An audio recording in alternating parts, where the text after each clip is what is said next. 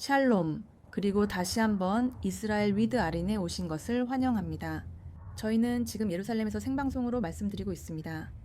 현재 예루살렘 시각은 오후 6시이고 브라질리아 기준으로는 오후 1시입니다. 여기 보시다시피 이미 도시에는 밤이 찾아왔고 또 보시면 도시의 일부는 벌써 크리스마스 장식으로 꾸며져 있습니다. 지금은 12월 17일에 대해 말씀드리고 있는데 그러니까 조금 있으면 예루살렘과 온 성지에서는 벌써 크리스마스 축제가 시작되고 있어서 도시가 이미 장식되어 있습니다. 그래서 요즘 예루살렘이 어떤지에 대해 조금 이야기해 보려고 해요. 그리고 매년 크리스마스 때마다 항상 나오는 아주 논란이 많은 주제에 대해서도 이야기할 거예요. 그게 바로 예수님의 기원은 무엇일까요? 예수님은 여기 이 지역, 더 정확히는 베들레헴에서 태어나셨고 예수님이 유대인이었는지 팔레스타인인이었는지 예수님이 무엇이었는지에 대한 논쟁이 항상 있어요. 그래서 오늘 우리는 이 질문과 다른 궁금증들에 대해 답해 볼 거예요. 이 자리에 오신 모든 분께 샬롬을 전합니다. 마리아 지파치마, 데자시, 샬롬, 마르코스, 느자, 조제 마리우, 호지메레, 하켈, 샬롬 샬롬. 그럼 시작하겠습니다. 여러분이 준비되셨다면 시작할게요. 여러분이 가장 먼저 보실 수 있는 것은 도시가 매우 조용하다는 점이에요. 지금 아마도 여러분은 뒤쪽에서 사람들이 걷는 모습을 보실 거예요. 저는 예루살렘의 주요 거리 중 한 곳에 있어요. 여기 우리가 보고 있는 이 거리는 킹 데이비드 거리, 즉 다윗 왕의 거리예요. 이곳에서 꽤 유명한 거리죠. 우리는 지금 구시가지에서 도보로 10분, 15분 정도 떨어진 곳에 있어요. 우리는 아주 중심지에 있어서 자동차들도 보이고 크리스마스 트리와 함께 사진을 찍으러 오는 사람들도 많이 볼 수 있을 거예요. 여기 예루살렘에서는 INCA 인카라고 부르는 크리스마스 트리예요.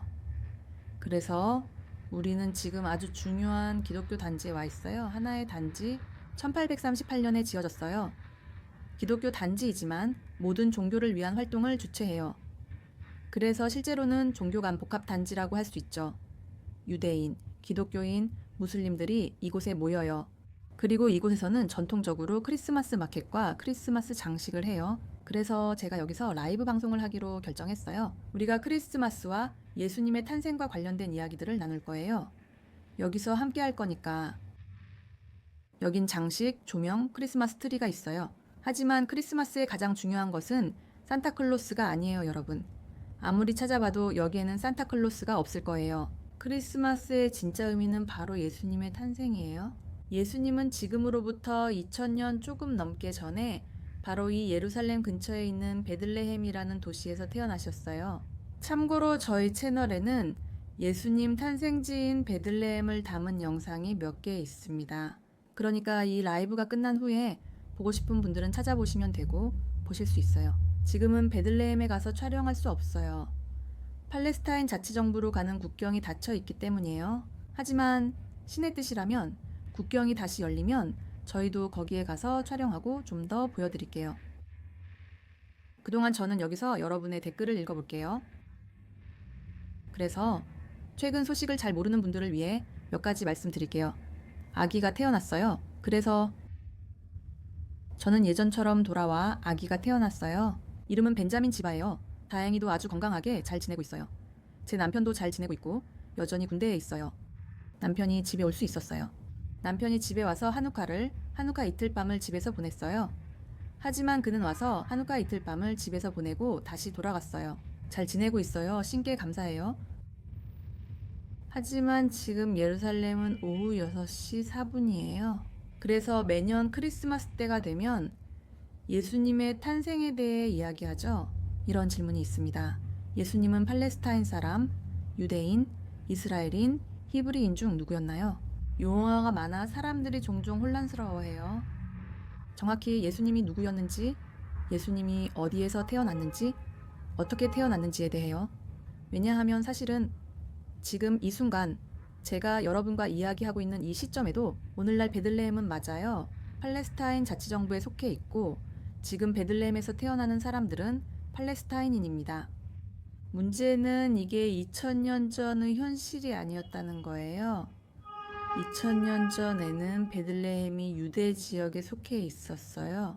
그리고 제가 이 라이브를 하기로 결정한 이유는 안타깝게도 많은 사람들이 예수님을 정치적으로 이용하려고 하기 때문이에요. 아니면 더 나쁜 건 어떤 사람들은 성경 자체를 정치적으로 이용하거나 성경을 바꾸려고 해요. 여러분, 예수님의 탄생에 관한 모든 답변 혹은 대부분의 답변은 우리에겐 근원이 있어요. 바로 성경 자체죠. 오늘 우리가 이야기할 모든 것은 첫째로 성경에, 그리고 둘째로 역사적 문헌에도 근거하고 있어요. 고대 문헌들로는 플라비우스 요세푸스의 기록도 있고 예수님과 그 지역에 관한 로마 문헌, 옛날 인구조사 기록들도 있어요. 우리가 참고할 수 있는 역사적 고고학적 정보가 정말 많아요. 하지만 예수님의 탄생에 관해서는 가장 중요한 근원이 바로 성경이라는 점을 다시 한번 말씀드릴게요. 성경은 예수님의 어머니에 대해 명확히 말합니다. 마리아 또는 히브리어로 미리암. 그게 그녀의 원래 이름이에요. 미리암은 유대인이었고 요셉과 결혼하게 돼요. 요셉은 어느 지파 출신이었을까요? 혹시 요셉이 어느 지파에 속해 있었는지 아시는 분 계신가요? 이스라엘의 12지파 중에서 요셉이 어느 지파에 속해 있었는지 아시는 분 계신가요? 여기에 아래에 적어주셔도 됩니다. 네, 아주 좋아요. 읽어보니 제대로 쓰셨네요. 조제는 유다 지파에 속해 있었습니다. 소리가 작다면 죄송합니다. 여러분 쪽에서 볼륨을 높여주시기 바랍니다. 제가 좀 더 크게 말하겠지만 지금보다 더 크게 할 수는 없습니다. 댓글로 남겨주신 모든 분들께 말씀드리면 조제는 유다 지파 출신이었어요. 지금 배경에 소음이 좀 있는데 어쨌든 조제는 유다 지파 출신이었어요. 그리고 예수님이 태어나시기 직전에 로마인들이 인구조사를 실시했어요. 그리고 각자는 자신의 고향, 가족의 고향으로 돌아가야 했어요. 그래서 조제는 유대 지방에 있는 베들레헴이라는 도시로 돌아가야 했어요. 여러분, 여기서 성경을 볼 수 있습니다. 루카스 2장 4절입니다.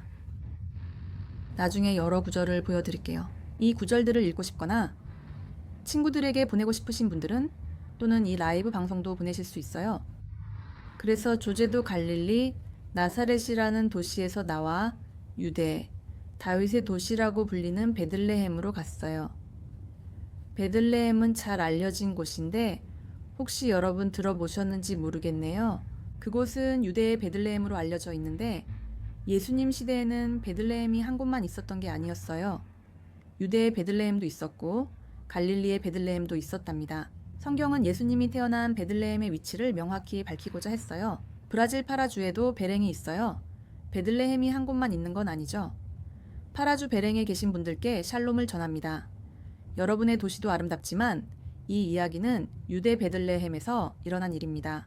그러니까 우리는 지금으로부터 2000년 전 유대라고 불렸던 지역에 와 있는 거예요.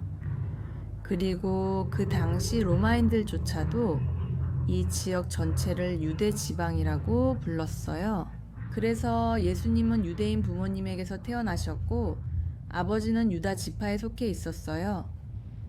예수님은 유대 지방의 한 유대인 도시에서 태어나셨죠. 베들레헴과 나사렛, 그리고 참고로 케파르나움 역시 유대인이 대다수인 도시들이었어요.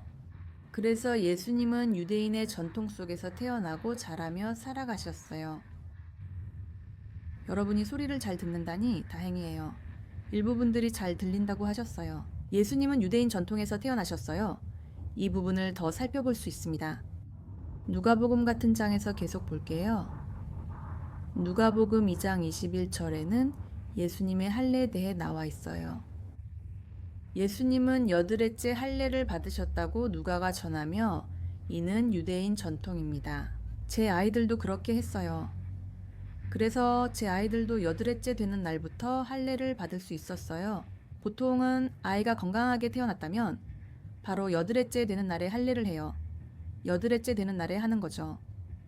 만약 아이에게 의학적인 문제가 있거나 필요하다면 필요에 따라 할례를 미룰 수도 있어요. 그러니까 우리는 그걸 알고 있어요. 그러니까 그는 유대인 도시에서 태어났고 유대인으로 할례를 받았으며 또한 성전에 봉헌되었어요. 우리는 이 구절도 성경에서 알고 있어요. 예수님이 40날이 되었을 때 예루살렘에 있는 유대인 성전에 봉헌되게 돼요. 그리고 참고로 예수님은 평생 동안 이 성전을 여러 번 방문하게 돼요. 우리는 예수님이 12살 때 가족과 함께 유월절을 지키러 예루살렘에 온 유명한 장면을 알고 있어요. 예수님 가족이 예루살렘에서 축제를 기념하러 온 것입니다. 그리고 가족들은 다시 갈릴리 지역으로 돌아가기 시작해요. 그들은 유대 지방을 떠나는데 예루살렘은 유대의 수도예요. 그리고 다시 갈릴리로 돌아가죠. 그리고 갈릴리로 가는 길에 부모님은 예수님이 없다는 걸 깨닫고 돌아가 찾으러 갑니다. 그들은 예수님이 율법학자들과 토론하는 모습을 보고 모두 지혜에 놀랍니다. 이 일은 예수님이 12살 때 유대인 성전에서 일어난 일이에요. 그리고 예수님이 율법학자들과 토론하고 있던 내용은 유대교 경전이었어요.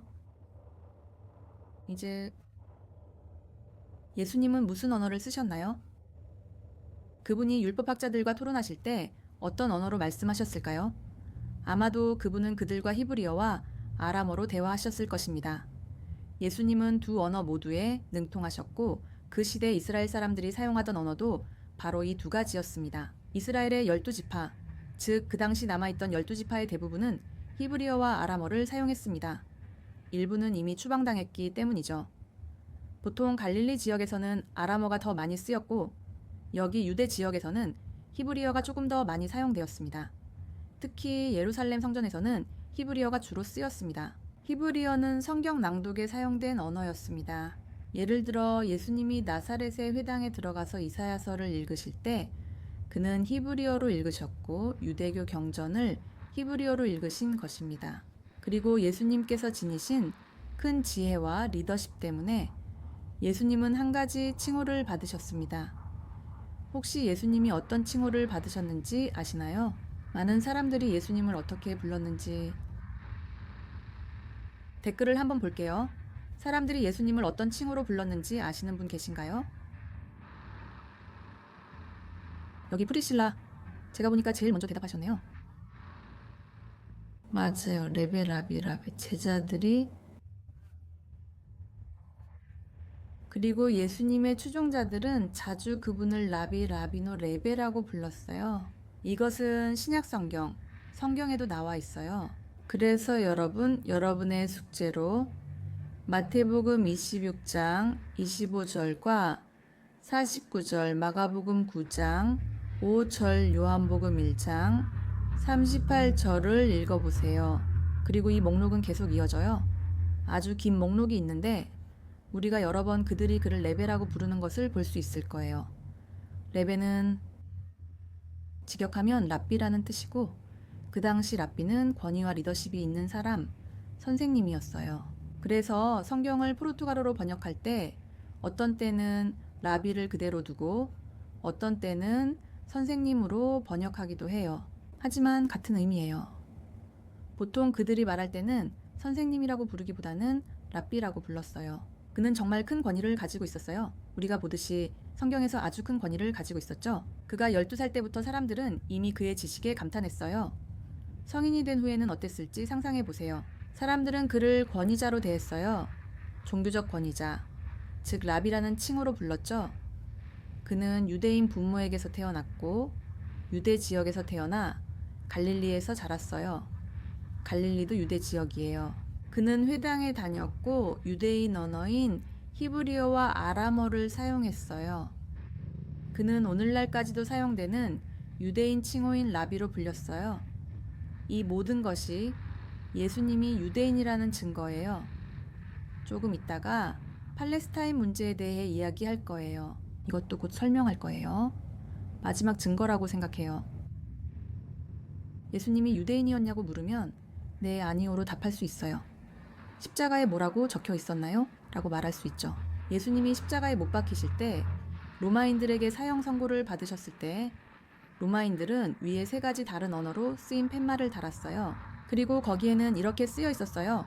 이 예수 나자레누 렉스타 유다오름 예수, 나사렛 사람, 유대인의 왕. 그분의 죄목은 팔레스타인, 로마인, 이방인의 왕이 아니라는 것입니다. 그분은 유대인의 지도자, 유대인의 왕이라는 이유로 고발당했어요. 그래서 저는 이 모든 것이 분명히 그분이 유대인이라는 것을 우리에게 보여줍니다. 그리고 여러분, 성경을 다시 쓰려고 하거나 성경을 정치적으로 이용하려는 사람들을 보면 저는 정말 슬퍼요. 이런 일은 여러 가지 다양한 문제에서 볼 수 있어요. 사람들은 성경을 가져다가 일부는 잊어버리고 다른 부분은 곤란해서 바꾸고 앞뒤가 맞지 않는 이야기를 만들려고 해요. 하지만 성경이 우리에게 들려주는 진짜 이야기는 예수님이 유대인이었고 유대 지역에서 태어나 이 지역에서 자라셨으며 유대인으로 살았고 분명히 유대인이라는 거예요. 끝.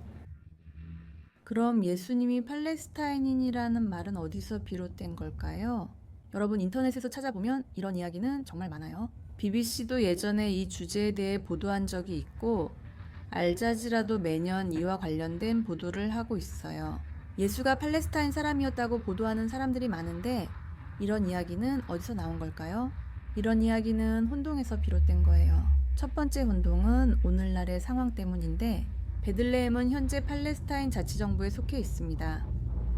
지금 베들레헴 출신은 팔레스타인 사람인 것이 맞죠? 문제는 예수님이 오늘날 태어난 게 아니라 2000년이 조금 넘는 옛날에 태어나셨다는 거예요. 그래서 이게 바로 혼란의 시작이에요. 예수님이 팔레스타인 사람이었다는 이 신화, 도시 전설을 만든 사람은 현대 팔레스타인 운동의 지도자 중 한 명인 야세르 아라파트였어요. 그러니까 우리가 볼 때 이 이야기는 야세르 아라파트와 함께 시작된 거예요. 그리고 이 이야기는 점점 더 힘을 얻었고 해가 갈수록 더 강해지고 있어요. 그래서 오늘 제가 여기 온 이유는 여러분께 조금 이야기해 드리려고 왔어요. 여러분도 진실을 다른 사람들에게 전할 수 있도록요. 이제 팔레스타인 이름의 유래와 베들레헴이 팔레스타인 자치정부에 포함된 시기를 이야기하겠습니다. 예수님이 태어났을 때, 그러니까 2000년 조금 넘는 2000년 전쯤에는 제가 말씀드렸듯이 이 지역 전체가 유대라고 불렸어요. 심지어 로마인들도 갈릴리까지도 유대라고 불렀죠. 로마인들은 갈릴리를 포함한 모든 지역을 유대 지방이라 불렀어요. 원래 갈릴리는 별도 지역이었지만 로마인들은 예루살렘과 베들레헴 중심의 이곳들을 유대라고 했죠. 이곳이 바로 유대라고 불렸던 곳이에요. 팔레스타인이라는 이름은 예수님 시대에도 이미 존재했지만 이 지역을 가리키는 데에는 사용되지 않았어요. 팔레스타인이라는 이름 또는 플레셋 혹은 블레셋이라는 이름은 블레셋 사람들을 가리키는 명칭이었어요.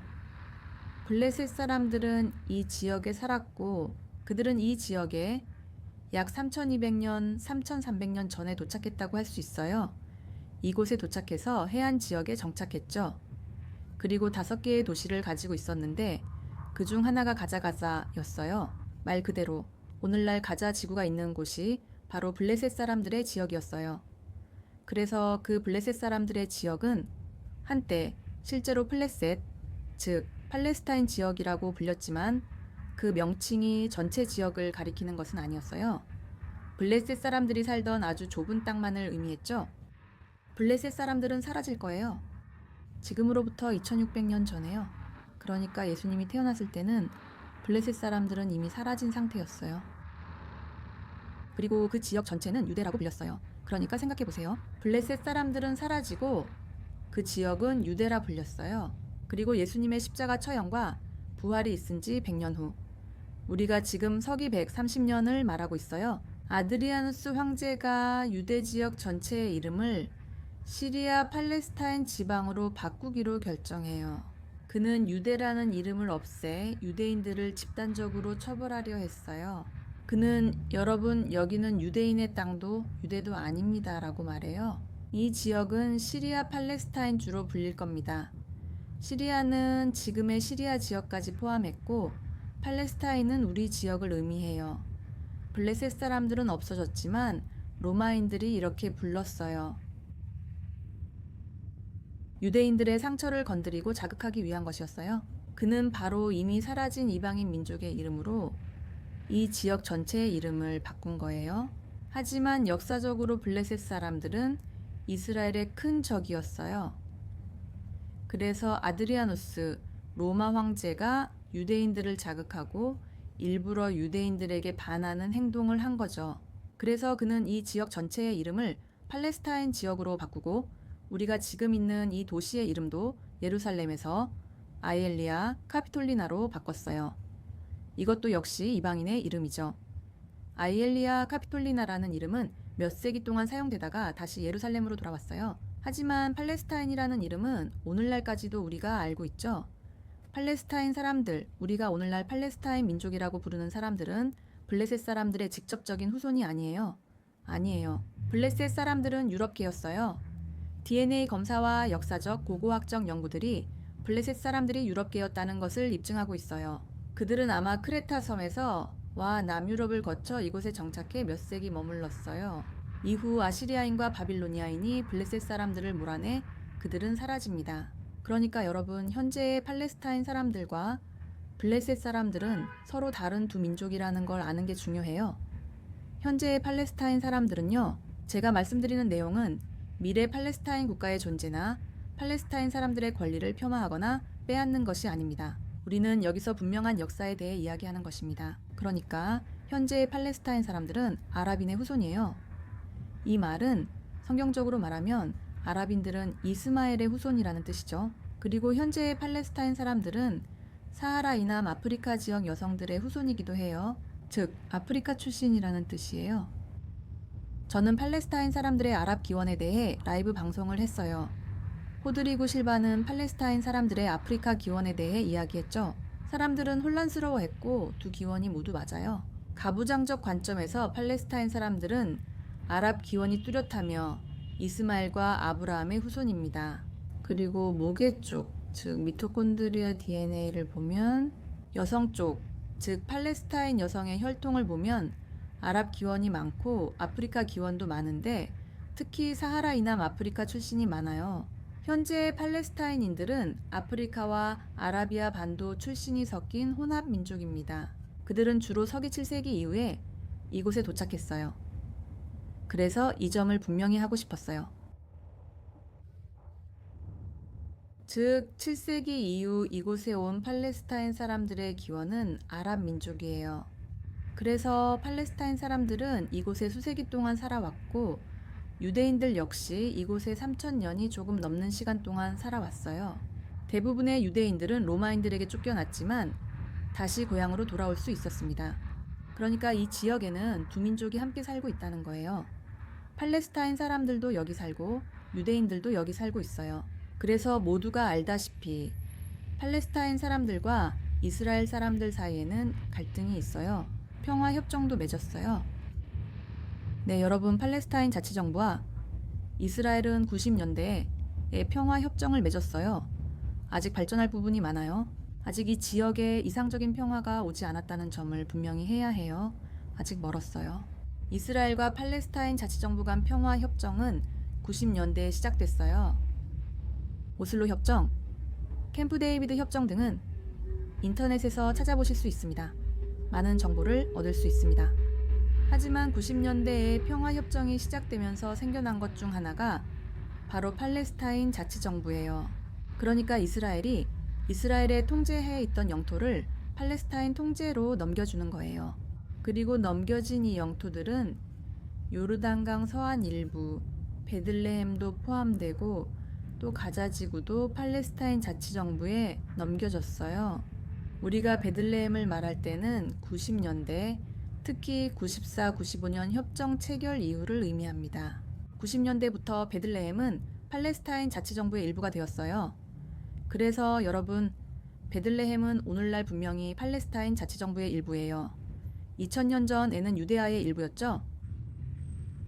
아브라함 협정에 대해 말씀해 달라고 하셨는데 잠시 후에 말씀드릴게요. 지금은 댓글을 읽고 있습니다. 제가 이야기하는 동안에요. 예수님은 허구가 아니에요. 아니에요. 예수님은 분명히 허구가 아니에요. 여러분, 역사를 아는 사람이라면 누구나 예수님이 존재했다는 걸 알아요. 예수님은 역사적인 인물이시고 이건 아무도 논쟁하지 않아요. 혹은 적어도 이 지역의 역사와 고고학에 대해 조금이라도 아는 사람이라면 예수님이 존재했다는 걸 알아요. 역사적 자료들, 예를 들어 플라비우스 요세푸스 같은 자료를 찾아보면 돼요.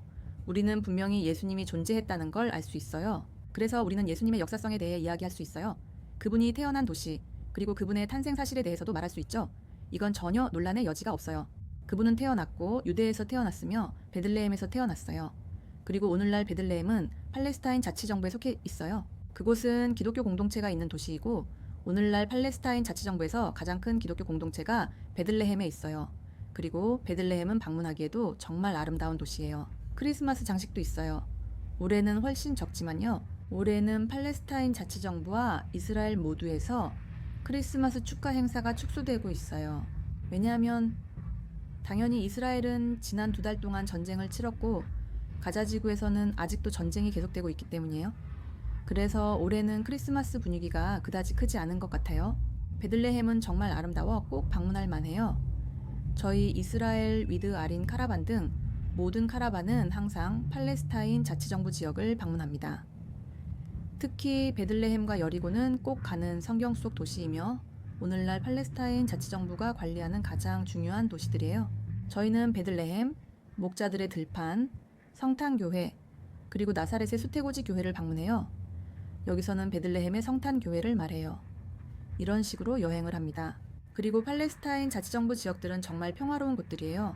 베들레헴의 기독교인들은 정말 따뜻하고 친절해서 항상 저희를 두 팔 벌려 환영해 주세요. 또한 지금 이 분쟁 기간 동안에도 팔레스타인 기독교인 친구들이 저에게 메시지를 보내 안부를 묻고 평화를 기원해 주었어요. 정말 그것이 저희 모두의 바람이에요. 저는 이스라엘, 요르단강 서안, 가자지구 모두에서 대부분이 평화를 원한다고 믿어요. 그러니까 저는 대부분의 사람들이 평화를 원하고 존엄하게, 평화롭게 서로 나란히 살아가길 바란다고 생각해요. 그래서 우리는 정말로 바라요. 우리의 크리스마스 소원, 우리의 바람은 저는 우리의 크리스마스 선물이 될 수 있다고 생각해요. 아마도 진정한 영원한 평화일 거예요. 며칠간의 휴전이 아니라 오래 지속되는 평화죠. 그런데 다시 여기로 돌아와서 우리가 이야기하던 걸 조금 되감아 볼게요. 요즘은 90년대부터 베들레헴은 팔레스타인 자치정부에 속해 있습니다. 혹시 모르시는 분들을 위해 말씀드리자면 요르단강 서안 지구는 3개의 구역으로 나뉘어 있어요. A구역, B구역, 그리고 C구역이에요. 제 옆에서는 누군가가 크리스마스 트리와 사진을 찍고 있는데요. 그래서 서안 지구는 여기는 A, B, C 구역으로 나뉩니다. A구역은 팔레스타인 자치정부가 완전히 통제합니다. 예를 들어 베들레헴이 그렇죠. C구역은 이스라엘이 통제하는 구역이고 B구역은 공동통제 구역이에요. 그래서 오늘날 90년대 이후로 베들레헴은 C구역, 죄송해요. A구역이에요. 팔레스타인 자치정부 구역에 속해요. 그래서 이스라엘 사람들은 요즘 베들레헴 안으로 들어가지 않아요. 하지만 저희는 기사님들과 함께 그리고 저도 관광업에 종사하기 때문에 저희는 베들레헴에 들어가서 방문하고 도시를 둘러보고 장인들도 만나고 있어요. 지금도 베들레헴에는 많은 장인들이 살고 있거든요. 그래서 베들레헴은 정말 아름다운 도시예요. 그리고 저는 앞으로 몇 주 안에 이 전쟁의 마지막 기적이 일어나서 저도 다시 팔레스타인 자치정부 지역에 들어가서 그 안에서 촬영하고 여러분께 더 많이 보여드릴 수 있기를 바라고 있어요. 저희는 팔레스타인 자치정부 지역인 베다니아, 여리고 베들레헴에서 여러 영상을 촬영했습니다. 지금 도시 이름이 기억나지 않지만 영상은 더 있을 거예요. 하지만 팔레스타인 자치정부 지역 안에도 더 많은 영상들이 있고 요르단강 서안 지구 안에도 정말 많은 영상들이 있어요. 실로, 그리심산, 그리고 사마리아인들처럼요. 저희는 양쪽 모두에서 촬영하고 여행해요. 이게 제 장점인데 양쪽을 여행하며 일어나는 일들을 볼 수 있다는 거예요. 그러니까 역사적으로 요약하자면 우리가 지금 여기 있는 이 순간 크리스마스를 기억할 때 아름다운 불빛들과 장식들에도 불구하고 우리가 정말로 기억해야 할 것은 예수님의 탄생이에요. 정말로 인류의 역사를 바꾼 사실이고 온 성지의 역사를 바꾼 일이에요. 예수님은 유대 지역에서 유대인으로 태어나셨고 그 이후로 많은 시간이 흘렀어요. 오늘날 베들레헴은 팔레스타인 자치정부에 속해 있어요. 2000년 전 예수님께 팔레스타인 사람이냐고 물으면 아니요, 저는 블레셋 사람이 아닙니다. 블레셋은 더 이상 존재하지 않아요. 라고 답하셨을 거예요. 그러니까 물론 그 이후로 많은 시간이 흘렀죠. 오늘날 팔레스타인이라는 이름은 이 아랍 민족을 가리키는 데 사용되고 있고 이 지역에 살고 있는 아랍계 주민들을 의미하며 이들 대부분은 이스라엘과 매우 잘 공존하고 있어요. 그러니까 이스라엘의 아랍인들 대부분은 팔레스타인인의 후손이에요.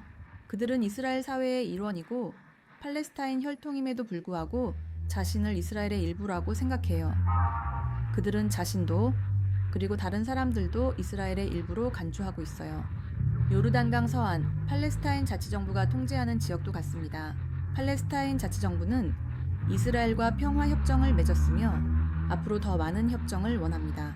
그리고 이 모든 것이 지속적인 평화로 이어져서 두 민족이 나란히 서로를 안아주고 손을 맞잡으며 살아갈 수 있기를 바랍니다. 하지만 전쟁 중에는 이런 모습을 상상하기 어렵다는 것도 알아요. 아브라함 협정 이전에도 이런 질문을 받은 적이 있어요. 저는 아브라함 협정이 역사가 계속 쓰인다는 좋은 예라고 생각해요.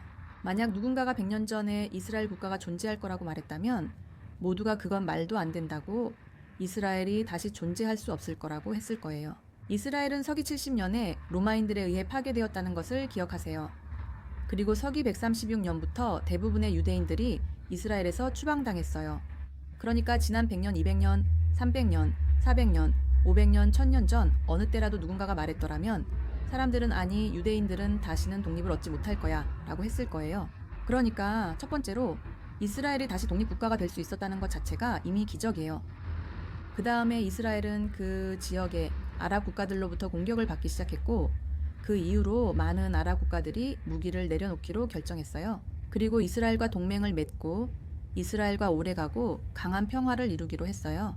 이집트가 최초로 이스라엘과 협정한 아랍 국가였고 이어 요르단이었습니다. 최근 3년간 여러 아랍 국가들이 협정을 맺는 모습을 봤어요. 그래서 아랍에미리트, 바레인, 모로코, 수단 그리고 신의 뜻이라면 곧 사우디아라비아도 협정을 맺게 될 거예요. 사우디아라비아는 이제 좀 더 조용하게 이스라엘과 평화 협상을 계속하고 있어요. 그들은 전쟁이 끝나길 기다리지만 이후 사우디아라비아가 이스라엘과 평화 협정을 맺는 건 시간 문제일 뿐이에요. 그리고 만약 누군가가 10년 전에 이스라엘과 사우디아라비아가 평화 협정을 맺을 거라고 말했다면 사람들은 여러분 미쳤어요 라고 했을 거예요. 그건 불가능해요. 이미 여러 나라에서 일어났고 지금은 사우디아라비아에서도 벌어지고 있어요. 그래서 정말 가능하다고 생각해요. 몇 년 전만 해도 불가능해 보였던 일들이 이제는 가능하다는 게 드러나고 있어요. 그래서 정말로 올해가 끝나갈 무렵 저희의 바람은 하마스와 이스라엘뿐만 아니라 팔레스타인 사람들까지 파괴하려는 사람들, 하마스가 패배하고 가능한 한 가장 빠른 방법으로 그리고 가능한 한 최소한의 인명피해로 그 일이 이루어지길 바랍니다. 그러니 하마스가 패배하고 팔레스타인 자치정부나 어떤 유능하고 공정한 기관이 가자지구를 관리해서 그곳이 재건될 수 있기를 바랍니다. 그리고 앞으로 이스라엘과 팔레스타인 사람들이 평화협정을 맺을 수 있기를 바랍니다. 이것이 정말 우리의 바람이고 저는 이스라엘 국민 대부분의 바람이기도 하다고 믿어요. 그래서 이게 우리의 생각이에요. 그리고 우리가 2024년에 정말 많은 좋은 일들이 가득한 한 해로 들어갈 수 있기를 바라요. 우리는 여기서 멋진 2024년을 위해 여러 가지 계획을 세우고 있어요. 여러분도 아시다시피 채널이 전쟁 중에 구독자 200만 명을 달성해서 이 이야기는 따로 하지 않았어요. 하지만 이 전쟁이 끝나면 우리는 200만 구독자 기념 축하를 할 거예요. 또 한 번 이스라엘 여행 추첨도 할 거고 축하 파티도 열 거예요. 파티, 케이크, 우리가 누릴 수 있는 모든 걸 다 할 거예요. 내년에는 멋진 카라반 여행이 준비되어 있고 알리네와 호드리고 실바와 함께하는 이스라엘 카라반도 있어요. 몇 년간 원했던 일을 드디어 내년에 하게 됐어요. 그래서 정말로 내년에는 이 전쟁이 빨리 끝나길 바라고 있어요. 내년이 정말 멋진 한 해, 평화로운 한 해, 우리가 이 모든 슬픔을 뒤로하고 나아갈 수 있는 한 해가 되길 진심으로 바랍니다. 그리고 저는 한편으로는 정말 긍정적인 것들을 생각하고 미래를 생각하고 있지만 또 한편으로는 여전히 이스라엘도 정말 힘든 시기를 겪고 있고 가자도 역시 힘든 시기를 겪고 있어요. 그래서 우리는 이 점을 무시할 수 없지만 가장 중요한 것은 정말 평화를 위해 계속 기도하는 거예요. 저는 최악의 순간은 이미 지나갔다고 믿고 우리가 정말 더 나은 미래를 향해 나아가고 있다고 생각해요. 그리고 이것이 바로 우리가 2024년에 바라는 소망이 되었으면 해요. 그리고 여러분께 알려드리자면 신의 뜻이라면 다음 주부터 저희가 이스라엘에서 정상적인 콘텐츠를 올리기 시작할 거예요. 임신 중에 촬영해둔 영상이 꽤 많아요. 제가 출산 휴가를 내서 잠시 쉬면서 아이들과 함께 시간을 보냈거든요. 결국 지금 일어나고 있는 모든 일들 때문에 출산 휴가는 좀 망가졌어요. 여러분을 정말로 떠나고 싶지 않았고 여러분을 두고 싶지 않았어요. 여러분이 무슨 일이 일어나고 있는지 모르고 저희가 잘 지내고 있는지도 모르는 상황이니까 여러분께도 알려드리고 싶었어요. 저희가 전쟁이 시작되기 조금 전에 이스라엘의 여러 곳에서 촬영한 영상들이 있어요. 그래서 저희는 앞으로 몇 주 동안 그 영상들을 올릴 예정이에요. 그러니까 채널이 다시 원래의 프로그램으로 돌아가는 게 저희의 진짜 목표예요. 중요한 일이 생기면 저희가 함께 올릴게요. 전쟁이 끝나면 저희가 가장 먼저 소식을 올리고 갈등 종식도 가장 먼저 축하할 거예요. 여러분의 응원과 기도에 감사드려요. 그리고 이번 라이브가 평소보다 조금 더 짧았다는 거 저도 알아요. 하지만 이 영상을 다른 사람들에게도 전해주세요. 예수님이 누구셨는지, 어디서 태어나셨는지 그 진실을 사람들에게 알려주세요. 그리고 하나님께서 허락하신다면 저희는 다시 베들레헴으로 순례단과 함께 돌아갈 거예요. 저희는 다시 베들레헴에서 촬영을 할 거예요. 그리고 여러분께 오늘날 베들레헴의 현실과 성경시대의 베들레헴이 어땠는지도 다시 한번 보여드릴 거예요. 모두에게 감사드려요. 정말 감사드리고 계속 연락해요. 메리 크리스마스, 새해 복 많이 받으세요. 또 만나요.